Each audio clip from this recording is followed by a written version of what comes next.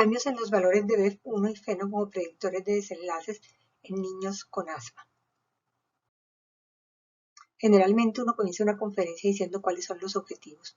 Sin embargo, yo quiero comenzar esta conferencia un poco haciéndoles pensar a ustedes si existe suficiente evidencia como para utilizar el FeNO para predecir desenlaces futuros en asma. ¿Es el BEF1 aún importante para establecer desenlaces o es que lo tenemos que guardar en un cajón y no volverlo a utilizar?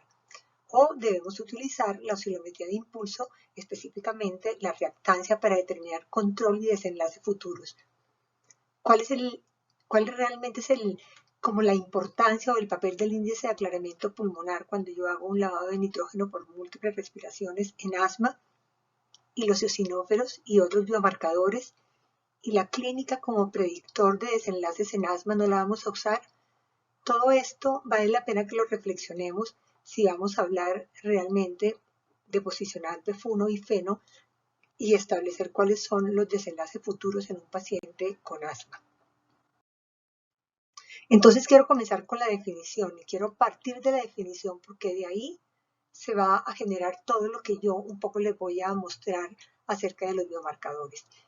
El asma es una forma especial de inflamación crónica de la vía aérea que se presenta en individuos que son susceptibles, se asocia con una reactividad exagerada de la vía aérea, que es la hiperreactividad bronquial, y se manifiesta clínicamente por episodios de disnea, sibilancias, opresión torácica y tos de predominio nocturno, y funcionalmente por obstrucción variable de la vía aérea. Aunque los síntomas y la obstrucción se manifiestan en forma episódica, la presencia de inflamación, la hiperreactividad bronquial están realmente presentes en cualquier grado de severidad del asma y además en pacientes que aún son asintomáticos. Entonces, el asma afecta significativamente la calidad de vida de los pacientes y además la disminución progresiva de la función pulmonar puede estar presente en los pacientes que tienen asma. Se ha visto, los estudios han demostrado cómo hay una declinación de la función pulmonar en algunos pacientes que tienen asma. Con base en lo anterior, hoy en día debemos fenotipificar los pacientes. En los niños se puede fenotipificar de acuerdo a la clínica, pero también es importante endotipificar.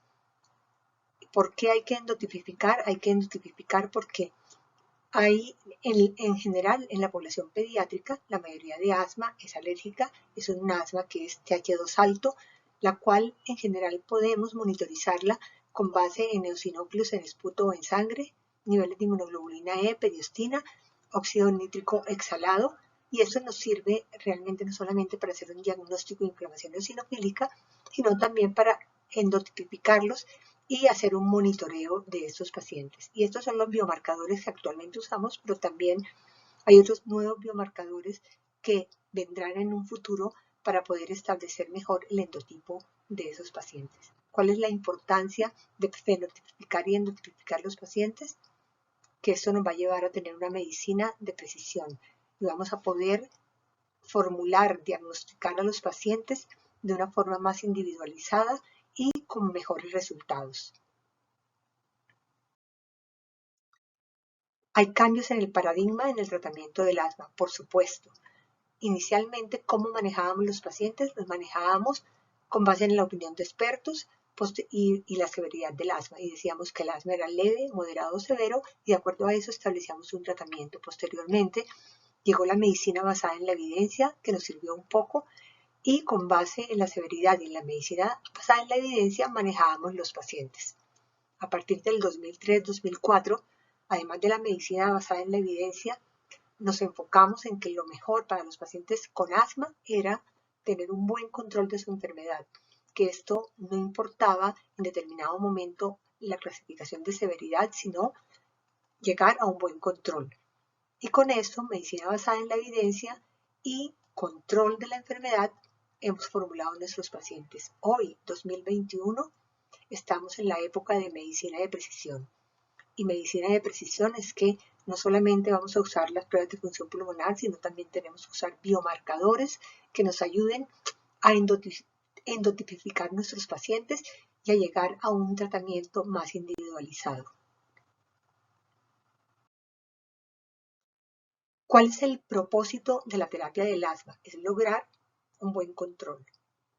y es lograr el control y con eso llegar a unos desenlaces que me permitan que el paciente no tenga mayor morbilidad. ¿Qué es control? Yo puedo establecer el control de muchas formas. Puedo definir control solo perdón, de acuerdo a los síntomas y decir que si un paciente no usa beta 2, un paciente no tiene exacerbaciones, ese paciente está controlado con base en síntomas y que este paciente yo me puedo desescalonar e ir disminuyendo el tratamiento porque siento que está controlado, pero esto no es suficiente. No es suficiente decir que un paciente está controlado solo con base en síntomas. Hay que pensar también en la función pulmonar, hay que pensar cómo está el B1, si el paciente tiene respuesta al broncodilatador o no la tiene, si hay hiperinflación o no hay hiperinflación y si tiene hiperreactividad bronquial. Yo podría manejar un paciente con base en la hiperreactividad bronquial e irme escalonando hasta llegar a no tener hiperreactividad bronquial. Pero esto no es totalmente suficiente. No es suficiente tener control de síntomas, no es suficiente tener control funcional. También hay que tener control de la inflamación, como yo mencioné en la definición de asma. ¿Qué hacer para el control de la inflamación? ¿Qué hacer para tener un inflamómetro? ¿Le voy a hacer biopsia a todos los pacientes? No. Pero hoy en día existen los biomarcadores, que yo ya se los mencioné anteriormente, que me permiten no solamente endotipificar al paciente con asma, sino también saber si ese paciente que tiene asma tiene una inflamación eosinoquílica y además si ese paciente tiene cierto grado o no de inflamación y que si yo le pongo un tratamiento el paciente va a estar controlado o no controlado. Entonces debo usar los biomarcadores, además de utilizar la clínica, de utilizar las pruebas de función pulmonar, puedo utilizar feno, niveles de eosinófilos, que eso me permite establecer un control global de lo que es el paciente. ¿Por qué hablo de esto? Porque es que los desenlaces futuros en asma están dados por si yo estoy bien controlado o si tengo un pobre control. Si estoy bien controlado, seguramente la parte fisiopatológica del asma va a ser diferente. Nadie cambia la historia natural, pero sí se puede modificar y eso hay que hacerlo teniendo una medicina de precisión, tratando a los pacientes de la mejor forma posible. Y además, lo anterior también mejora la calidad de vida de los pacientes. Entonces, quisiera primero enfocarme en el BEF1. No voy a hablar del BEF1 como tal, pero quiero decirles que en asma, si yo tengo un paciente que tiene un BEF1 aislado solo, no tengo ningún otro biomarcador, vivo en una ciudad donde no puedo medir biomarcadores, pero puedo hacer una espirometría, tengo síntomas y tengo además una espirometría y tengo un BEF1 bajo. El paciente que tiene un BEF1 bajo tiene un riesgo mayor de exacerbaciones y en los niños se ha visto que los niños que tienen BEF1 bajo tienen el doble de probabilidad de desarrollar una exacerbación de asma. Es además un factor de riesgo cuando yo tengo un BEF1 bajo para tener declinación de la función pulmonar. Entonces, ¿qué pasa en los niños? Que muchos niños tienen función pulmonar normal. Entonces, me quedo ahí, tiene una función pulmonar normal, pero lo importante en los niños es hacer el seguimiento longitudinal. El seguimiento longitudinal es porque las pruebas de función pulmonar van aumentando con la talla del niño. Entonces, hay que mirar a ver cuál es el aumento longitudinal. Si un paciente, aun cuando tenga valores normales, deteriora su BEF1 y todavía está dentro de los valores normales, eso es lo que tengo que mirar, que no hubo crecimiento de la función pulmonar, sino que hubo un deterioro. El otro punto es la reversibilidad. Por supuesto que fisiopatológicamente uno describe el asma como reversibilidad en el BEF1. Pero si yo tengo un paciente que está con tratamiento y ese paciente está recibiendo tratamiento y yo le hago una espirometría y tiene reversibilidad y el BEF1 mejora en el 12%, yo debo pensar que ese paciente no está controlado. Entonces, la reversibilidad, por supuesto, me sirve para hacer diagnóstico cuando no tengo tratamiento, pero si tengo tratamiento, me está diciendo que ese paciente no está bien controlado. Y lo otro es medir la hiperreactividad bronquial con base en la metacolina para mirar qué tanto el paciente tiene hiperreactividad bronquial o no. ¿Qué ha pasado con el óxido nítrico? hay un boom de información acerca del óxido nítrico aislado de los parámetros espirométricos. ¿Qué ha dicho la ATS? ¿Para qué sirve el óxido nítrico? Entonces, el óxido nítrico puede servir para hacer diagnóstico, para confirmar el diagnóstico, y nos sirve para hacer diagnóstico de inflamación eosinofílica. Si yo tengo un paciente que tiene un asma que es TH2 alto, para eso me sirve el óxido nítrico. Me sirve también para establecer qué tanta probabilidad hay de que ese paciente responda a los esteroides, que eso también es muy importante. También puede soportar el diagnóstico de asma en situaciones en las cuales no hay una evidencia objetiva de que el paciente tenga realmente asma. La ATS sugiere que haya puntos de corte más que valores de referencia para el óxido nítrico. Y lo otro importante es que en los niños se debe determinar la edad para establecer los puntos de corte. ¿Qué más se ha establecido acerca del óxido nítrico? Si yo tengo un feno menor de 25 partes por millón en un adulto y menor de 20 partes por millón en un niño, hay casi una probabilidad remota de que ese paciente tenga una inflamación eosinofílica y que responda a los esteroides. Lo más seguro es que no tenga inflamación eosinofílica y que no vaya a responder a los esteroides. Se ha recomendado puntos de corte de 50 partes por millón en adultos y más de 35 partes por millón en niños que deben ser utilizados para indicar que hay inflamación eosinofílica en pacientes que sean sintomáticos y que además esos pacientes van a responder a los esteroides. Lo otro importante es que si uno tiene valores que están entre 25 y 50 en adultos y entre 20 y 35 en niños, eso debe ser evaluado o interpretado con el contexto clínico para poder dar como una interpretación de ese valor. El feno puede ser utilizado también para monitorizar la inflamación de la vía aérea. Yo pongo un tratamiento, mido el feno en ese momento y lo puedo medir 3 meses después. Pero ¿cuál es el punto de corte para decir que hay respuesta? Entonces se sugiere que un aumento en el feno mayor del 20% me está diciendo, cuando los pacientes son adultos y tienen puntos de corte de 50 partes por millón, me está diciendo que ese paciente tiene más riesgo realmente de tener un desenlace como es una exacerbación, o sea, que el aumento, pero también la disminución del 20% en el feno cuando yo he establecido un tratamiento, me está diciendo que el paciente realmente tiene una respuesta satisfactoria a la terapia antiinflamatoria. Entonces, esos son los puntos que establece la ATS para decir qué hay que hacer con el feno. O sea, úselo para decir que hay una inflamación eosinofílica, úselo para saber si hay respuesta a los esteroides, establezca puntos de corte y con eso juegue tanto en niños como en adultos. Y lo otro es que con esos puntos de corte yo puedo decir que un niño tiene un valor que es normal, que seguramente tiene un asma estable o que tiene puntos de corte los cuales me sugieren que va a ser sensible y que va a responder a los esteroides.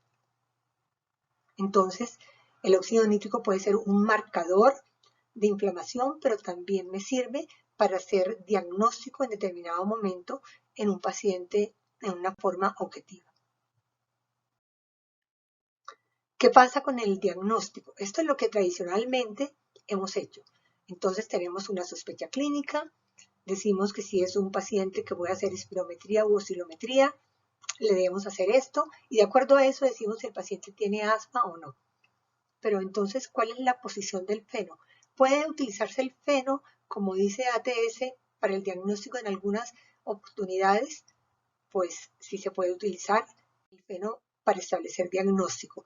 Y ustedes pueden ver en este algoritmo que hay, que realmente es un algoritmo que nos muestra un poco qué es lo que pasa. Yo puedo tener un paciente que tiene alta sospecha de asma, a ese paciente le hago una espirometría y esa espirometría me puede demostrar que hay obstrucción o puede ser normal.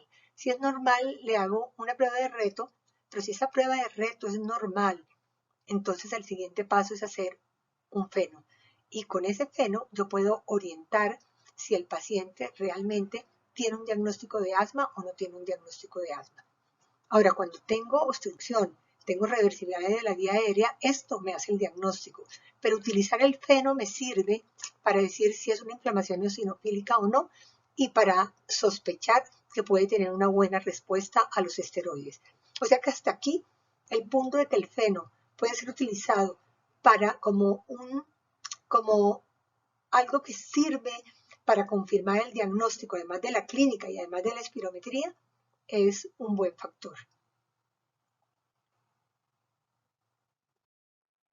En resumen, feno sirve para establecer diagnóstico, para establecer además si hay respuesta o no a los corticoides. También sirve para, en determinado momento, notificar a los pacientes y establecer una terapia biológica. Y por último, para la adherencia. El paciente que dice que sí recibe un medicamento, pero uno no ve que tiene un buen estado de control y tiene un pobre control, uno le debe medir feno con otras pruebas de función pulmonar y ayuda a establecer si ese paciente sí tiene una buena adherencia o no al tratamiento. ¿Cuáles son entonces los desenlaces? Los desenlaces básicamente están relacionados con el control del asma y están relacionados con esta pirámide que me dice que debo tener control de síntomas, que debo tener control de función pulmonar, que debo tener control de inflamación y eso me va a predecir cuáles van a ser los desenlaces futuros en un paciente que tiene asma.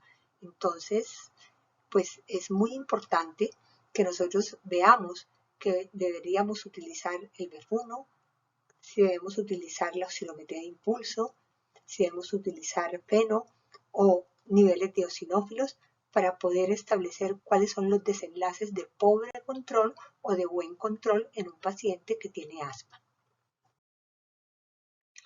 En la práctica, ¿qué hacemos los médicos para establecer el control de la enfermedad? En general, establecemos unos criterios clínicos y además establecemos como pruebas de función pulmonar, bien sea espirometría, en algunas ocasiones oscilometría, para decidir si los pacientes están bien controlados o no están bien controlados. Este estudio, que establece la desigualdad en la seguridad diagnóstica de las pruebas de función pulmonar como un predictor de pobre control de asma, es muy importante. Y en este estudio no solamente se evaluó la parte clínica, sino también se hicieron en general qué mide la espirometría. La espirometría mide sobre todo vía aérea grande, pero es deficiente para medir vía aérea periférica. Por eso este estudio es de gran importancia porque además de medir espirometría, hicieron también oscilometría y midieron todos esos parámetros de oscilometría como es R5, R20, la diferencia, y además X5, que es la reactancia que nos está midiendo vía aérea periférica. Por otro lado, midieron también el índice de aclaramiento pulmonar que nos permite ver cuál es la heterogeneidad en la ventilación. Y además, como biomarcador, midieron el feno. Ellos qué encontraron para decidir o qué análisis hicieron. Midieron el área bajo la curva de cada uno de esos parámetros para decidir si esos parámetros predecían el bajo control de asma o buen control de asma. Encontraron que el BEF1 tenía un área bajo la curva que era muy buena, 83%, pero tenía una sensibilidad muy baja con una especificidad prácticamente perfecta. Cuando se compara con otros valores como es X5 y el índice de aclaramiento pulmonar, ustedes ven que los valores de área bajo la curva son regulares, son intermedios, pero el X5 tiene una sensibilidad que es bastante buena y lo mismo pasa con el índice de aclaramiento, pero tiene una especificidad baja cuando se compara con los valores del BEF1. Y además, la ventilación del área de conducción y la ventilación a nivel acinar también fue medida con el índice de aclaramiento pulmonar. Lo otro importante en todo esto es que cuando se midió la ventilación en el área de conducción, esta tenía también un área bajo la curva que era regular, pero tenía una especificidad buena con una sensibilidad baja. En el feno no se encontraron mayores cambios porque realmente el área bajo la curva para establecer un buen control en un punto de corte fue demasiado baja, 58%, con una sensibilidad que ustedes pueden ver que está en 34%, pero una especificidad que fue también como el BEF1 casi perfecta. Entonces, este estudio fue capaz de establecer cómo las pruebas de función pulmonar evalúan la vía aérea central y la vía aérea periférica. Cuando se comparan, se comportan de manera muy diferente para describir el pobre control del asma y tienen áreas bajo la curva y una sensibilidad y una especificidad que es diferente. Pero ¿cuál es la importancia de este estudio? La importancia de este estudio es que fueron capaces en determinado momento de medir vía aérea periférica. Entonces, la interpretación que da este estudio es que si yo tengo un paciente con asma leve o con asma moderada, pero que tiene pocos síntomas, y yo quiero establecer qué está pasando y tiene una espirometría que es normal, le debería hacer una oscilometría y mirar cómo está la reactancia de ese paciente para ver si tiene compromiso de vía aérea periférica. Ahora, si es un paciente con asma severa, por supuesto va a tener compromiso de vía aérea periférica y no vale la pena gastar tiempo y dinero haciendo también una oscilometría, además de una espirometría. El índice de aclaramiento también me está demostrando el compromiso de la vía aérea periférica y es otro examen que hay que tener en cuenta. Ahora, la correlación entre la clínica y las pruebas de función pulmonar no fueron bastante deficientes, pero esto es lo que tradicionalmente se ha visto, que hay una correlación que es muy baja entre clínica y pruebas de función pulmonar, pero seguramente la suma de lo que es el criterio clínico con las pruebas de función pulmonar sirve un poco para predecir el pobre o el buen control de asma en estos niños.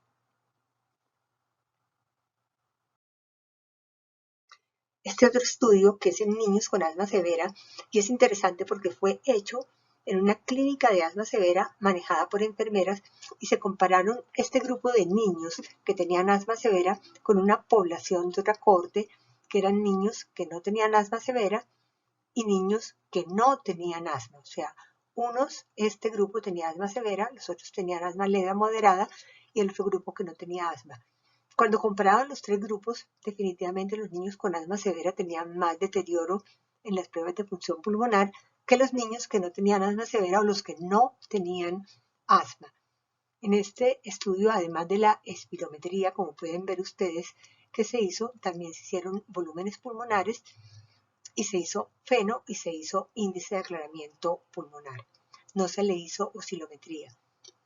Cuando se evaluaron estos pacientes en la primera visita y posteriormente en el seguimiento, se vio que los pacientes con asma severa tenían un BEF1 que estaba por debajo de lo normal, pero en la siguiente visita hubo una mejoría en este porcentaje del BEF1 con respecto al inicio. O sea, pasó de tener un BEF1 de 69 a 84%. Lo mismo pasó con la relación entre volumen residual y capacidad pulmonar total. También mejoró significativamente, expresando que la hiperinflación había disminuido. Lo único que no varió fue el índice de aclaramiento pulmonar. El índice de aclaramiento pulmonar en esos pacientes estaba aumentado y no hubo una diferencia significativa cuando se midió en la primera visita y posteriormente en el seguimiento. Realmente la parte de feno no tuvo mayores cambios en estos pacientes entre la primera visita y en la segunda visita y no hubo cambios significativos.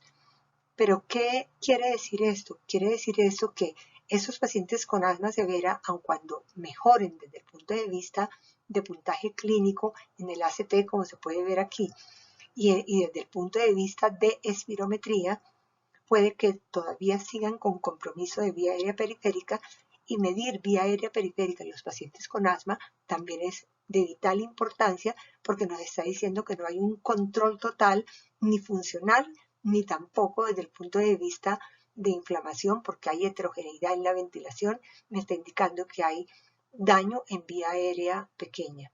Ahora, este estudio no pudo demostrar los valores de feno fueran importantes, pero hay que tenerlos en cuenta siempre que uno quiera hacer una evaluación global.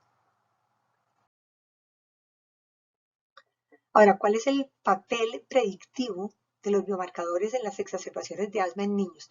El valor de feno en niños es incompletamente entendido. Los niveles de feno se han relacionado con las tasas de exacerbaciones y cuando se miden los niveles de feno o los porcentajes de variación, se dice que eso puede predecir que haya o no exacerbaciones. No todos los estudios confirman este punto en los niños. Entonces, lo que hay que pensar es si uno debería utilizar combinación de biomarcadores como utilizar niveles de eosinófilos en sangre más el feno o uso combinado de feno más la clínica. Y lo otro es que la reducción significante en el número de exacerbaciones está también relacionada, puede estar relacionada o guiada por el feno. O sea, yo puedo establecer un tratamiento guiado por feno y lo que se ha visto es que puede reducirse el número de exacerbaciones. Ahora, el beneficio de los algoritmos en feno está a expensas de aumentar la carga de tratamiento. Entonces, ¿qué es lo que ha pasado con algunos estudios en niños? Que sí, yo los manejo con base en feno, realmente se disminuye la tasa de exacerbaciones, el control de asma, pero me estoy realmente aumentando la carga de tratamiento.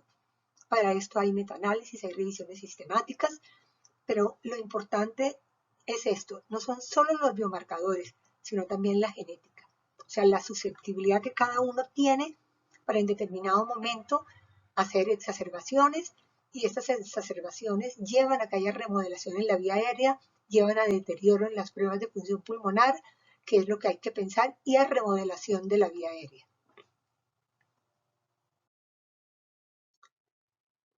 El papel predictivo de los biomarcadores, pues, ha estado realmente estudiado en investigaciones a través del tiempo.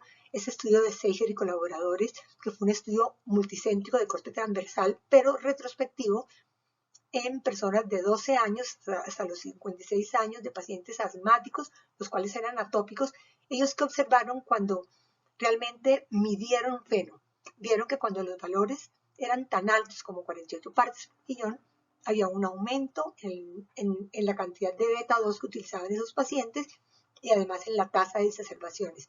Y lo otro que ellos encontraron es que había un curso de esteroide de corticoides orales que era mayor, el BEF1 era más bajo en esos pacientes y eso era independiente del control clínico, o sea, fue independiente del valor del ACT.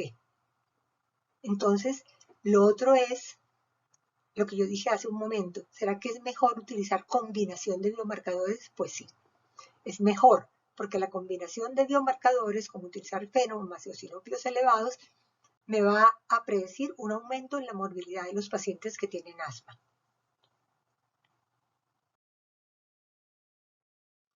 El ajuste de la terapia. He hablado anteriormente de cómo uno puede ajustar la terapia en esos pacientes.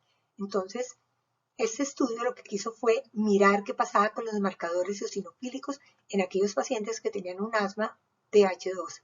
Y es una revisión sistemática y un metaanálisis que tiene una importancia fundamental porque realmente incluyó muchos pacientes.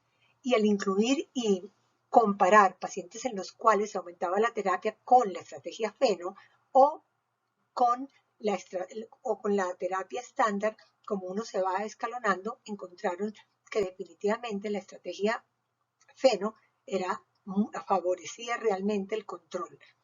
Y se dijo que favorecía el control con respecto a la terapia estándar.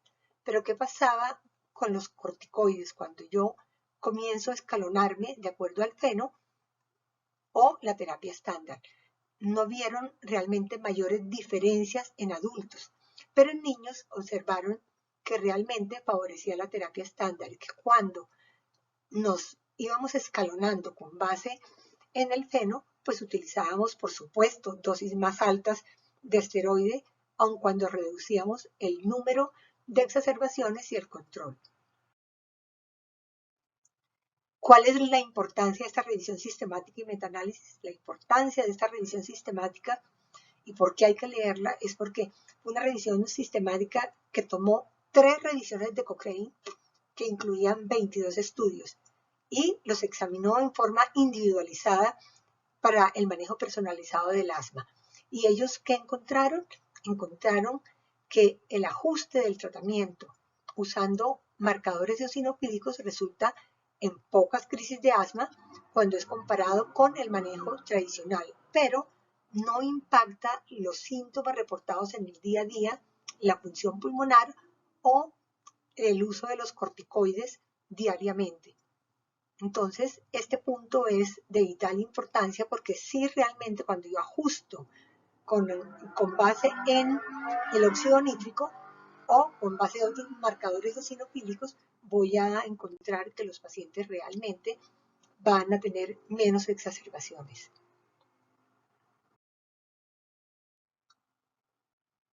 Este es un estudio o un metaanálisis hecho en adultos y demostró prácticamente lo mismo que el otro metaanálisis.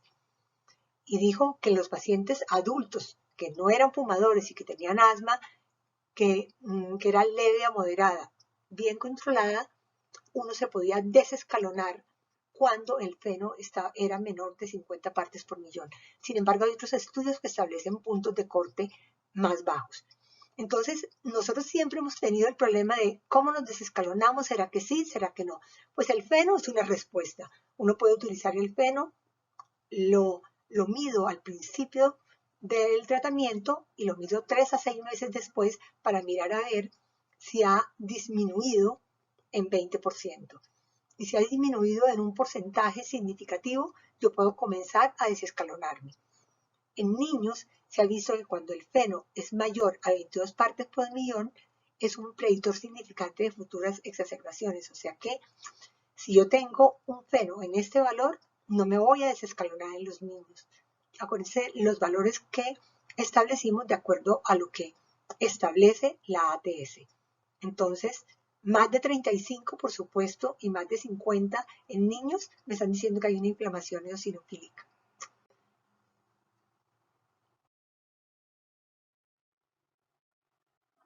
Predecir morbilidad con base en los biomarcadores. Esto es lo que estábamos buscando. Necesitamos saber los desenlaces. ¿Será que yo puedo establecer la morbilidad usando marcadores? Sobre todo si ya sé que en los niños el asma en general es un asma TH2 alto. Pues este estudio lo que hizo fue realmente establecer qué pasaba en aquellos niños que tenían asma y tomó 96 niños. Y a estos niños les aplicó el ACT, les aplicó calidad de vida, les realizó metacolina, además de metacolina se le hizo también óxido nítrico ajustado para la edad, para la talla, se les midió inmunoglobulina E sérica y eosinófilos en sangre, periostina y algo novedoso, le hicieron un TAC de alta resolución. ¿Qué pasó con esos pacientes? Lo que pasó fue que aquellos niños que tenían niveles de feno altos y además niveles de eosinófilos altos eran niños que eran más pequeños, eran niños que además tenían pruebas de función pulmonar que eran menores, o sea, tenían un BEF1 menor en comparación con los otros individuos. La calidad de vida también estaba deteriorada, tenían también una metacolina que era muy positiva y lo otro importante, lo más importante de todo esto es que ellos encontraron cuando hicieron este punto que fue el TAC de alta resolución, observaron que había un engrosamiento de la, de la pared del bronquio. Entonces, lo que concluyeron es que estos niños que tenían un feno alto con eosinófilos altos tenían unas características especiales que había que tener en cuenta. O sea, eran más atópicos, eran más pequeños, tenían alteración en las pruebas de función pulmonar, además tenían una metacolina que era positiva y un aumento en el grosor de las paredes de los bronquios y un ACT, el cual estaba disminuido con respecto a los otros grupos que eran los que tenían feno bajo y eosinófilos bajos, aquellos grupos que tenían un feno alto e inmunoglobulina E alta, aquellos que tenían feno bajo e inmunoglobulina E, o sea que ellos hicieron varios grupos para establecer esto. Entonces, ¿qué se observó en este estudio? Se observó algo que es muy diciente y es que tenían hiperreactividad bronquial porque lo midieron con metacolina.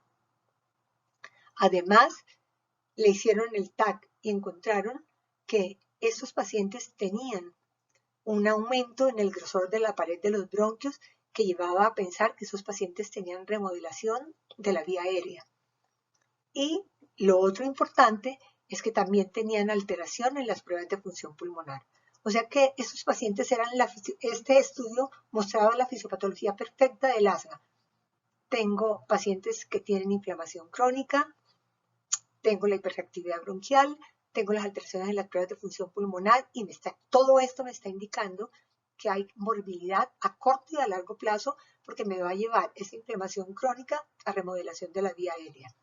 Entonces, determinar la inflamación TH2, tanto sistémica como local, porque ellos estaban midiendo no solamente FeNO, estaban midiendo en esos pacientes eosinófilos séricos por biomarcadores, tiene un alto valor predictivo para identificar niños con morbilidad por asma, especialmente cuando estos biomarcadores son usados juntos. O sea, lo ideal es usar combinación de biomarcadores. ¿Cuál es el papel de la espirometría y el óxido nítrico? Ya hemos dicho en los estudios anteriores cómo yo puedo jugar con esos dos parámetros. Puedo jugar con las pruebas de función pulmonar, con el FeNO y realmente hacer conclusiones y medir si hay morbilidad o no en los pacientes que tienen asma. Este estudio, que no fue hecho en niños, pero sí en personas jóvenes, estableció puntos de corte para el BEF1 y puntos de corte para FeNO para predecir si iban a haber exacerbaciones o no y midió el área bajo la curva. El área bajo la curva para el BEF1 fue de 76%, el área para el BEF1 fue de 0.67 con un punto de corte para el BEF1 de 76% y para el FeNO fue de 0.71 con un punto de corte de 28 para establecer la probabilidad o predecir exacerbaciones en aquellos pacientes tratados como asmáticos.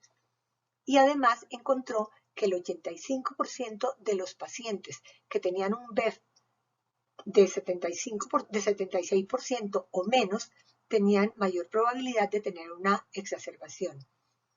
Igualmente encontraron que cuando el FeNO estaba mayor del 28%, los pacientes tenían una probabilidad alta de tener realmente exacerbaciones.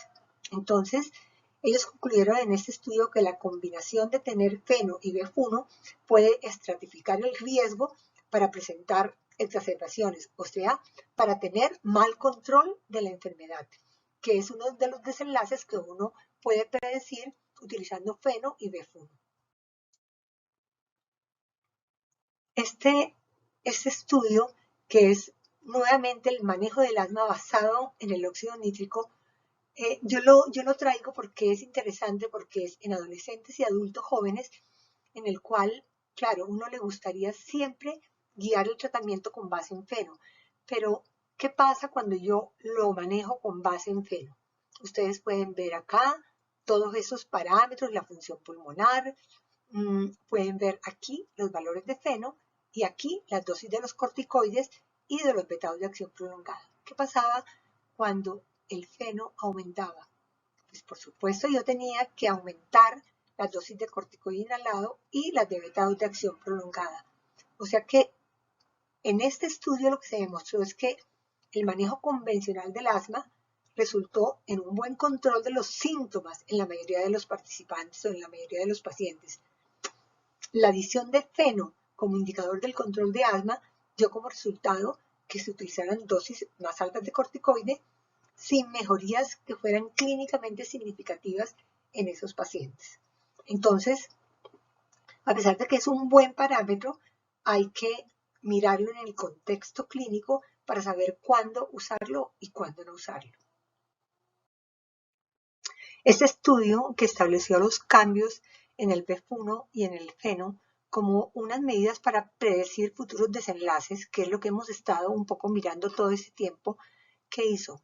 Reunió realmente 7 estudios, los cuales incluían un número grande de niños e hizo un análisis individual y realmente vio aquellos estudios en los cuales se medía como desenlace el BEF1 y el FeNO para ser predictores de mal control en aquellos niños o de exacerbaciones en aquellos niños con asma. Y ellos midieron los cambios y vieron cómo los cambios en el BEF1, por ejemplo, a los 3 meses y a los 6 meses, qué pasaba con tener exacerbaciones.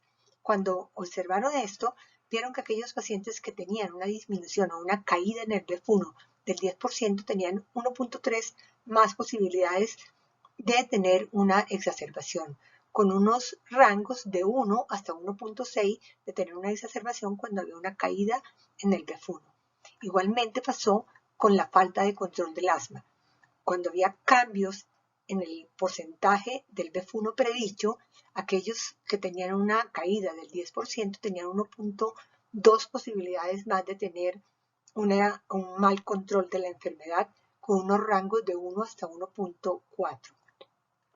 Y con respecto al feno, cuando había un aumento en el 50% en el valor de feno, ¿qué observaron ellos?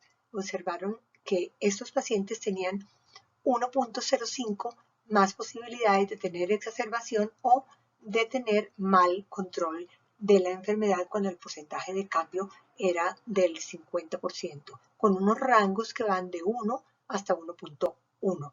Pero lo importante de esto no son estos valores, sino que aquellos que tenían aumento del 50% del feno en el transcurso de los 3 a 6 meses tenían un 11% más de probabilidad de tener un asma no controlada. Ahora, ¿qué pasaba cuando en el modelo se incluía tanto la caída del BEF1 como los valores de aumento en el porcentaje de feno en el 50%?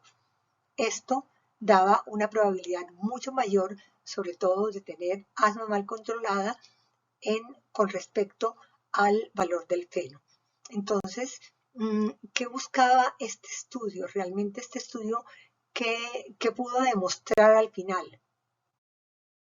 Este estudio buscaba comprender la relación entre los cambios en las medidas espirométricas y el feno y decir, mire, ¿cuáles son los desenlaces? Es que definitivamente es lo que dicen los otros estudios, que hay aumento en la hiperreactividad, que hay remodelación, que los pacientes realmente el BEF1 y el feno me pueden predecir que van a estar mal controlados. Pues el primer hallazgo que se encontró en este estudio, que yo se los mencioné ahora, es que independiente de todos los factores que puedan influir en el tratamiento, la caída del porcentaje de BEF1, inclusive cuando los pacientes tienen rangos que son normales, entre 80 a 120, estuvo asociado con mayor probabilidad de asma no controlada y futuras exacerbaciones.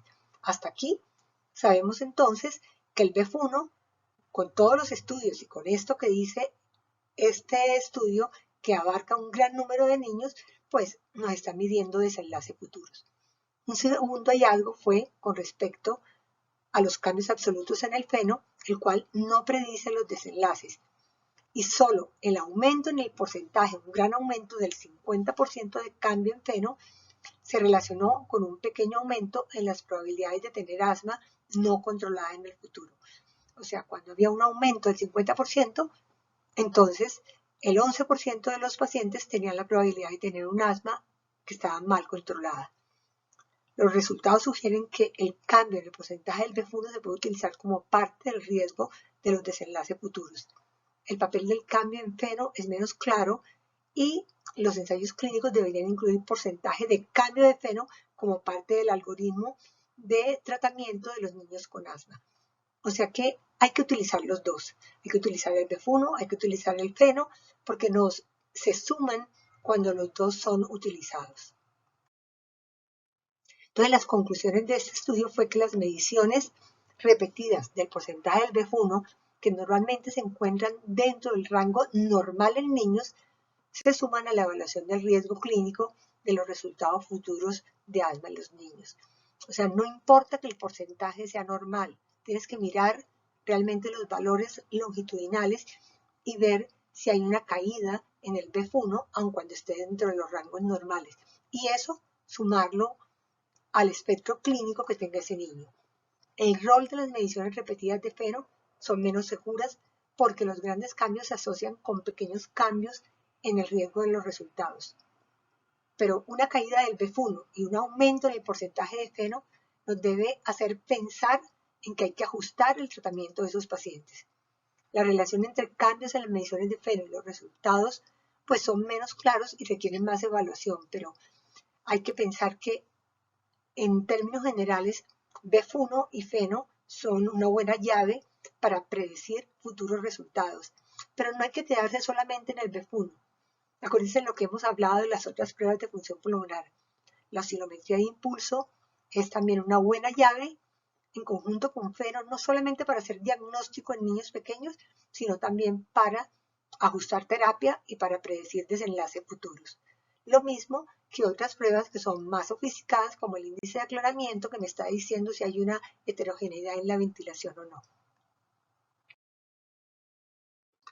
Costo-utilidad, pues este estudio, que es un estudio de costo-utilidad con modelo de Markov, estableció que el manejo del asma usando óxido nítrico exhalado fue costo efectivo para tratar pacientes con asma entre los 4 y los 18 años, con asma que fuera leve a moderada y que fuera alérgica.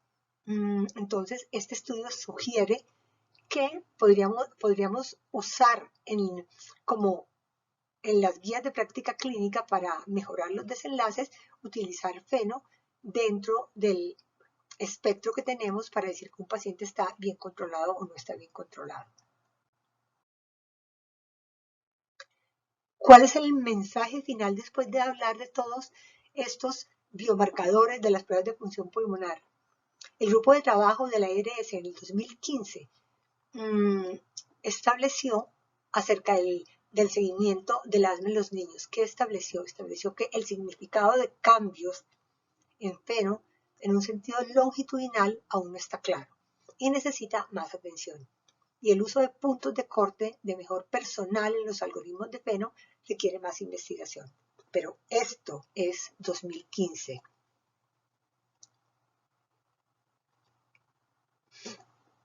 ¿Qué pasa hoy en día? Los hallazgos sugieren que un aumento relativamente grande, o sea, el 50% en los valores de FENO durante 3 meses, independiente del tratamiento y de los síntomas, puede ser un predictor útil de tener asma no controlada en el futuro, pero no predice exacerbaciones. Un valor único de FENO y cambios absolutos del FENO a lo largo del tiempo es poco probable que sean clínicamente útiles. Para establecer riesgo y desenlace futuros se necesita la suma de criterios clínicos, funcionales y niveles de biomarcadores. Como estamos en la moda de los biomarcadores, ¿vamos a pedir solo biomarcadores? No. Es la suma de lo que es el cuadro clínico, si hay control o no hay control, las pruebas de función pulmonar y los niveles de biomarcadores. Con eso podemos, por un lado, hacer un diagnóstico claro y hacer una medicina de precisión para hacer un buen tratamiento. Y por otro lado, podemos medir si hay un buen control o no y medir los desenlaces de si hay si el paciente tiene una posibilidad de hacer exacerbaciones o no, si tiene la probabilidad de tener un asma que no está bien controlada y debo realmente reajustar el tratamiento.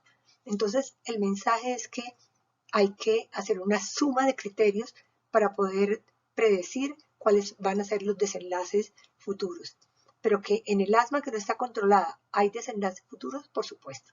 Entonces, y todos estos puntos que yo he revisado sirven para establecer si hay un buen control del asma, no solamente por síntomas, sino también por pruebas de función pulmonar e inflamación de la vía aérea. Entonces, no hay que usar uno solo, hay que usar varios. Gracias.